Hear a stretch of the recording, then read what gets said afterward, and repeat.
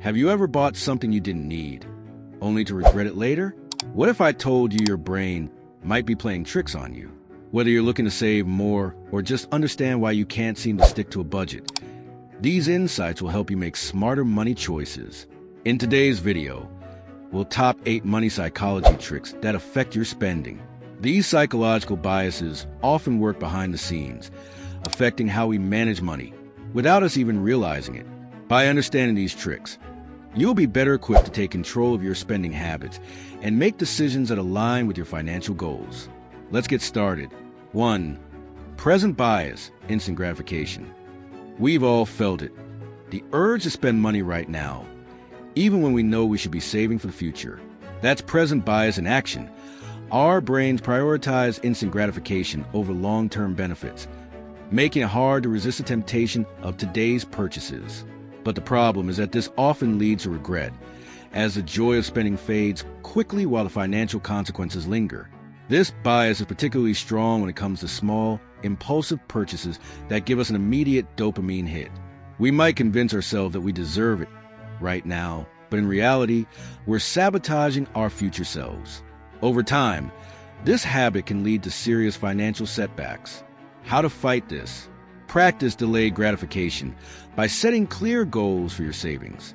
When you're tempted, remind yourself of the reward that's waiting for you in the future, whether it's financial freedom, a vacation, or something big you're working towards. Start small. Every time you resist a spontaneous purchase, you'll feel more empowered to make better decisions in the future. 2. Mental accounting. Do you treat your money differently depending on where it comes from or how you plan to use it? That's mental accounting, and it's one of the sneakiest psychological tricks we fall for. For example, people often spend their bonus check or tax return more freely than their regular salary, even though the money is essentially the same.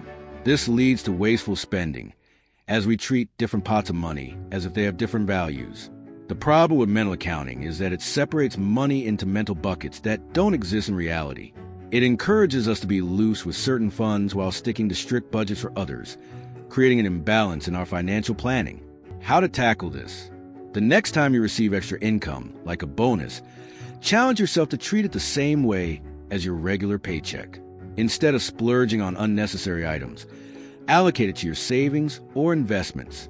It's all your money, and it should all be treated with the same care. 3. Status quo bias, the default effect. Have you ever kept paying for a subscription service you don't use simply because it's easier than canceling? That's the status quo bias at play. People tend to stick with the easiest or current option because changing requires more effort, even when it's not in their best interest. Whether it's keeping a streaming service you rarely watch or maintaining minimum payments on a credit card, this bias leads to a lot of unnecessary spending.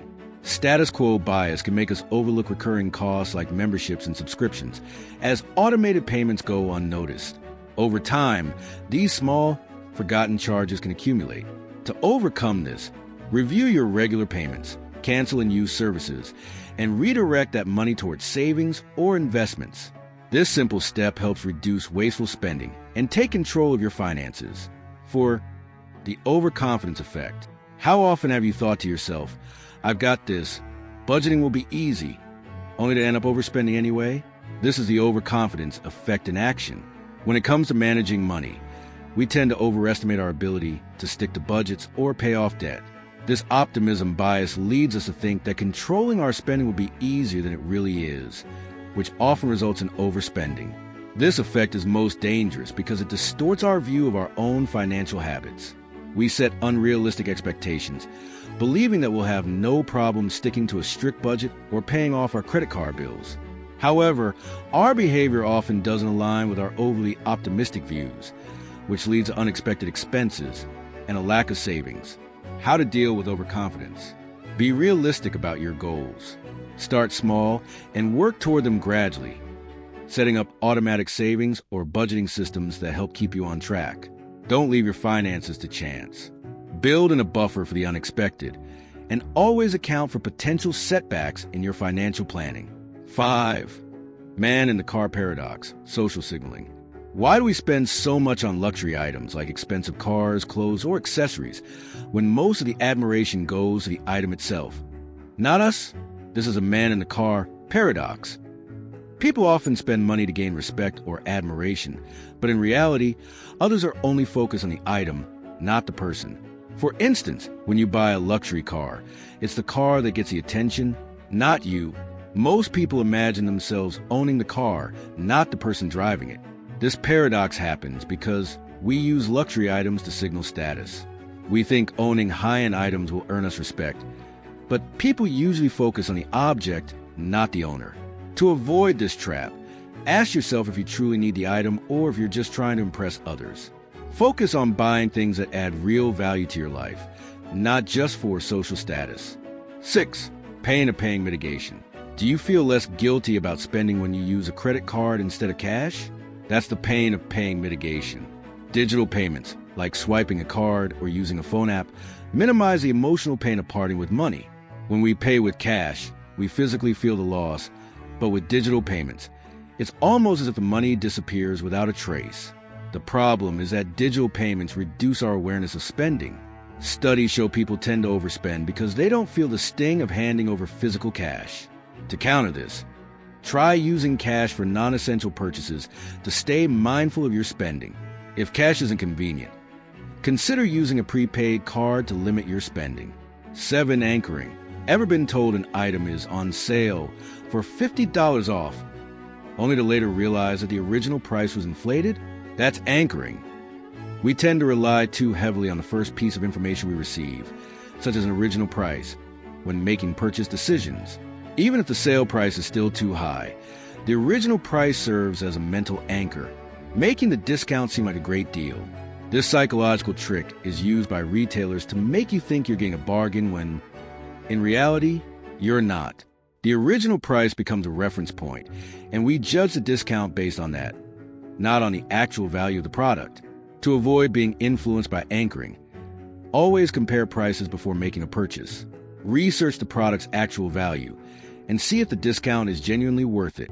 Be aware of the anchor and don't let cloud your judgment. 8. Upbringing and past experiences. Did your parents teach you to save for a rainy day, or did they live paycheck to paycheck? Your money habits are deeply influenced by your upbringing and past experiences. If you grew up in a family that struggled with finances or didn't emphasize saving, you might unknowingly replicate those behaviors as an adult. These subconscious patterns can be tough to break because they're tied to your upbringing. However, the good news is that once you become aware of these habits, you can start changing them. How to change these habits? Start by becoming more conscious of your money behaviors. Educate yourself about better money management and make small changes toward more sustainable financial habits. Challenge the norms you learned as a child and build a new mindset that's focused on long-term financial health. And there you have it, the top 8 money psychology tricks that affect how you spend your hard-earned cash. By understanding how these biases work, you can take charge of your financial decisions and start building a better future for yourself. Start today by noticing one small spending habit, questioning it, and choosing a smarter option that supports your financial goals. If you found this video helpful, don't forget to like, share, and subscribe for more tips on how to take control of your finances. Drop a comment below and let me know which psychology trick you experienced most in your own spending habits. Thanks for watching, and I'll see you in the next video.